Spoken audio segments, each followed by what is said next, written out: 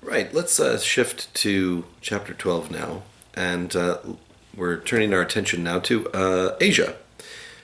We've been dipped our toe in Southwest Asia and the Middle East, but let's move to the eastern part of Asia. Now, I've already spoken a little bit about some of the necessary ingredients to what we're talking about here in terms of the urban revolution, that you need to have the ability to build large population centers. And to do that, you need to control your resources, and that really means food production. So we don't really find major urbanization. We don't have the urban revolution taking place unless you've got the agricultural revolution that's taken place already.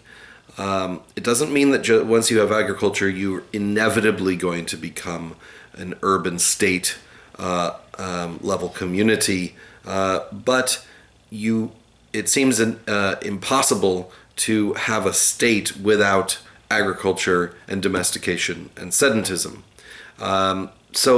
In fact, almost by definition, having a state means having some sort of sense of property and location and territoriality. Also, an urban population, as we've seen, requires you to control not just the place that's nearby, but also a whole landscape, a territory.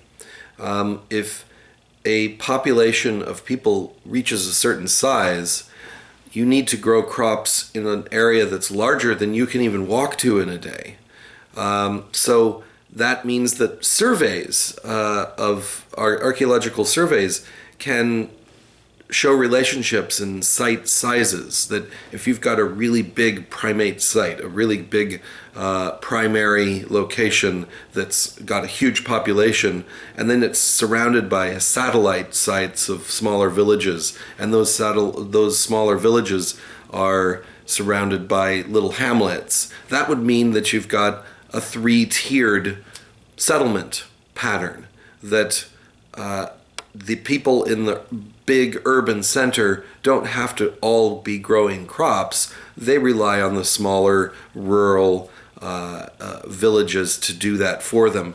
Bring in all of the foodstuffs to the central place that's organized, that's distributed to division of labor, people that have different types of jobs and different tasks that then help to benefit these villages as well, protect the territory, maybe build canals or roads, and also create a social, economic, political, and religious structures that tie a community together. So the reason why I'm bringing this up again is because when we want to look for the evidence for the urban revolution, it makes sense to look at places where the agricultural revolution has also taken place. And that's what we're going to be doing, is we've seen already in previous chapters where independent inventions of domesticated plants and animals and sedentism have taken place, and we're going to look at those again and see what happened once they had the Neolithic Revolution and domestication and sedentism. Well, some of them developed into states. And in Asia, there's a few instances of that. The first of which we're going to look at is the Indus Valley. Now, interestingly, the Indus Valley is not a location that we see independent invention of agriculture and domestication. But it seems to have been on the edge, the frontier of where the Middle Eastern, Mesopotamian sedentism and domestication took place. And the plants and animals that we see in the Indus Valley, which is in Pakistan and India, seem to be really the outgrowth of the Neolithic Revolution that took place in the Middle East, rather than an independent invention that took place in the Indus Valley. So the first thing we're going to do is look at and your learning objectives are going to be look at the archaeological evidence for urbanism and the questions regarding social inequality in the Harappan civilization. And that of the Harappan civilization is what we talk about in terms of the Indus Valley. We're also going to look at evidence from surveys and excavations for emergence of state societies in China.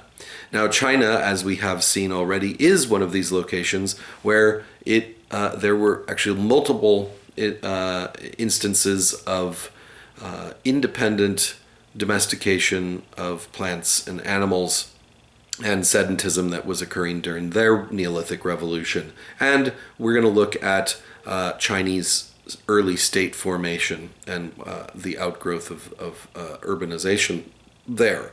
And it was such a huge center, just like the Middle East, that there are peripheral regions and sort of frontier areas in relation to China as well. So whereas Harappa seems to be the edge of the Mesopotamian growth of urbanization, there are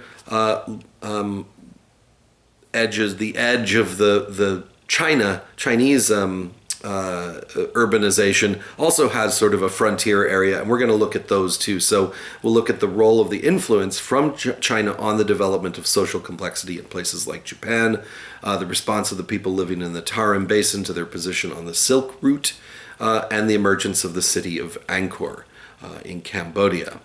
So that's what we're going to do, and so we'll come back and we'll break that down into those three parts: the Harappan civilization in the Indus, the growth of urban communities and state-level identity in China, and then how those Chinese states affected their neighbors in Japan, the Tarim Basin, and in Cambodia. See you then.